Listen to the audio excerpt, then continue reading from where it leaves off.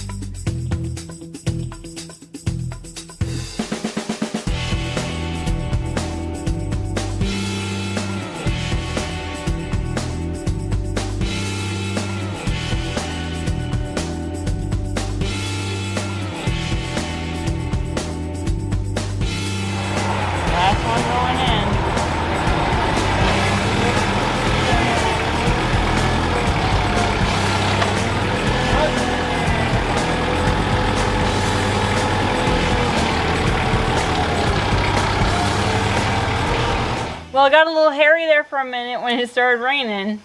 It was a little damp on the tractor out in the field, but like literally the rain was coming in sideways and then it was gone. Yep. It's just bipolar weather here. It was super fun with the camera. Oh, it was yeah. like, quick, get the camera! Hey, we got all the hay. Yes.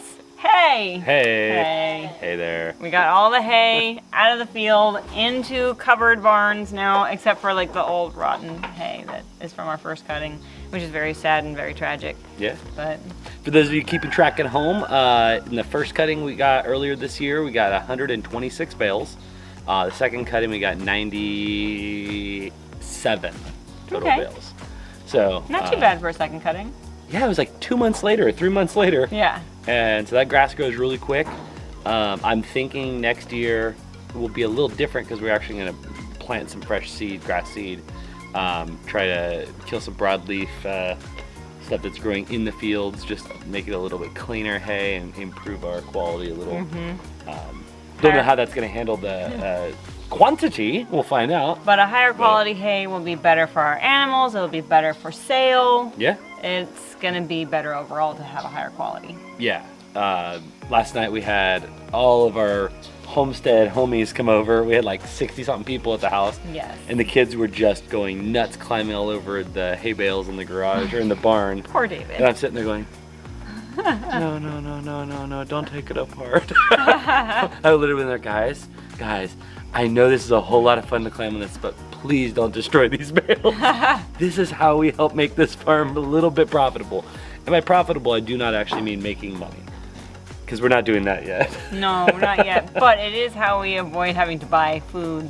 That is a big, yeah.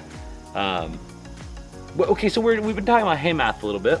Out here, of course, with cows and goats, we've come to the conclusion that we need approximately, 50 bales? Like 60 would make me feel more comfortable. Okay, so 50 for food, 10 as backup, and then maybe a little bit for bedding. Yes, because the pigs are going to need something to keep themselves warm, so they'll need hay to root around in, to eat, to make into a bed. They're going to go through it. Yep. Our neighbor and friend Randy, who helped us do all the baling, we're giving him 15 bales of hay, which those are the only ones left out there. I kind of already got them out of the field, but they're off to the side. That's kind of a thank you / payment / Yeah. whatever for all his hard work. It's Absolutely. he has absolutely killed it, and what a blessing to learn from him through this whole hay season. I can't say thank you enough, and just remind everyone, if you have a gift or a way to help people, you have no idea the impact on their life by helping them. Yeah. Especially in the homesteading community or urban homesteading. If you see someone who is in need or something, I'd say jump on it, and they're gonna be bragging about this awesome friend they have that helped them. Yeah, I mean, we talk almost constantly about our friend who helps us with the haying, and our friend who has a sawmill, and our friend who has this, and our friend who does that. Yeah. No, it's great to have good friends and who be a good people friend. who give you goats and People who give us goats. Yes. Because everyone needs more goats. yes, everyone needs more goats, especially me. I need more goats. Yeah. Oh, okay. So you do have to hear about this terrible tragedy from their first cutting. So this is a hay chat, obviously now. We had about 26 bales that we had obviously never learned how to cut or store, and I had put them on their sides because I heard if you put them on their back, on their fronts, of course, rain gets down them and ruins them. So I put them on their sides. However, this twine we're using is biodegradable, and so as they were sitting on the ground, they were not on tarp or on. They weren't on tarps and they weren't on pallets.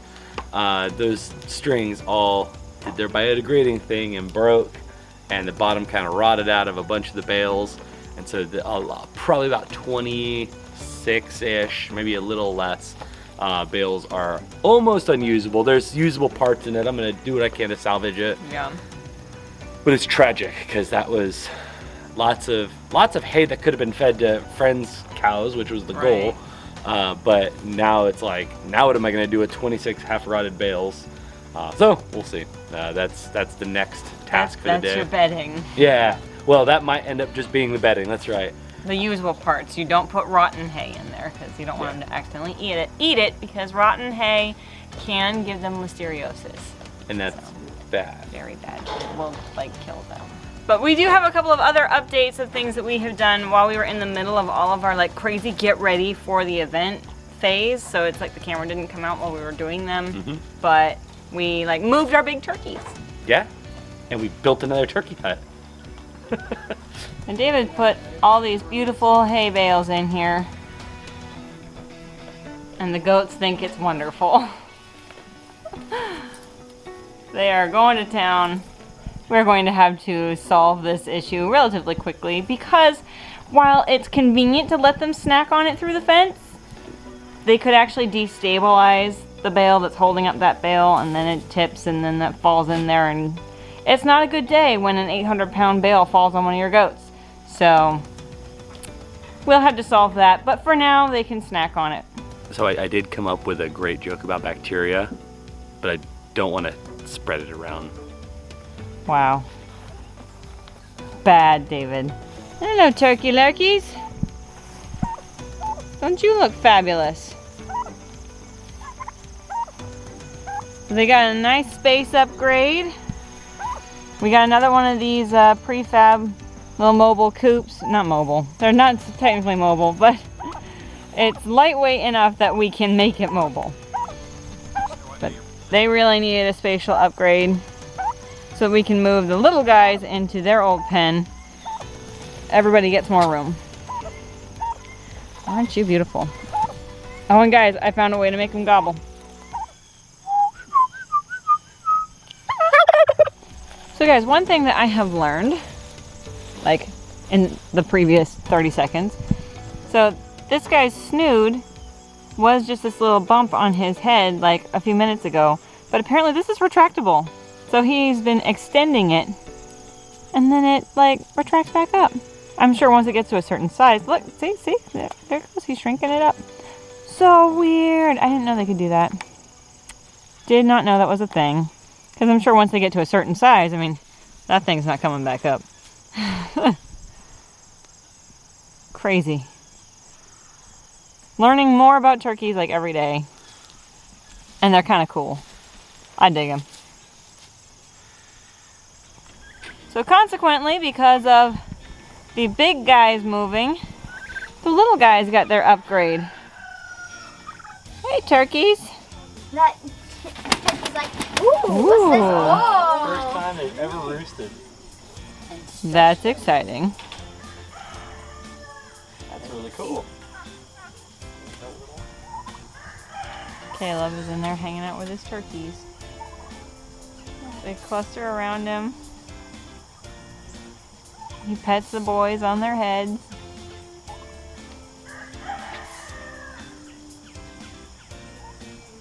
Ba-da-bum, ba-da-bum, bum, bum. Ba-da-bum, ba-da-bum, bum, bum, ba-dum. Ba-da-bum, ba-da-bum, bum, bum, bum, bum, ba-dum, bum, bum. The song in your heart is leaking out your mouth.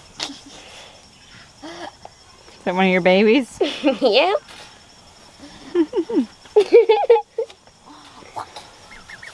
Silly boy. Whoop, whoop, whoop, bum, gum, gum, style. Alright, so it's a couple days later. It's this bright sunny day. And I'm going to work on getting some of these cinder blocks out of this buck pen. Finally, it's been driving me crazy.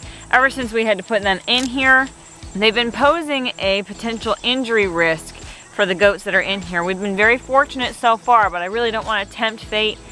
And I've been considering using this pen as a breeding pen for the Nigerians because they don't need as much space. They would be closer to the house. I could monitor breeding and things like that. But I really don't want somebody to get injured during breeding because of these open cinder blocks. So I want to get them moved out of here before it's breeding time.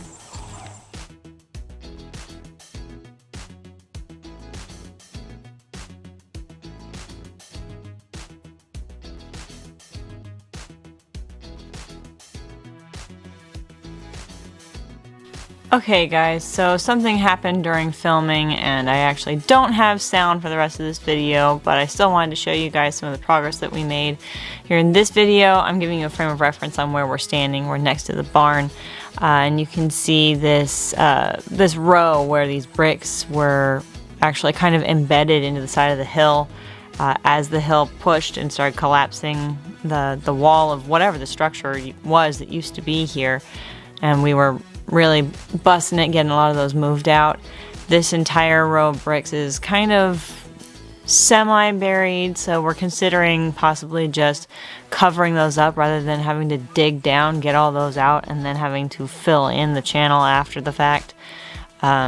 We did dig out a channel here where I'm indicating and put a board across that to keep the goats from falling down in it. They tend to roughhouse and they could hurt themselves in there, so we got those bricks moved out and got it covered. This is to show you guys how many bricks we actually pulled out of there. This pallet was totally empty when we started. We pulled out nearly 100 cinder blocks from that pen. It was insane. I kind of didn't expect that many, but we genuinely had like 98 in this particular shot, but there were a few more that we gathered up and put on there, so we ended up with slightly over 100 cinder blocks. That was really surprising.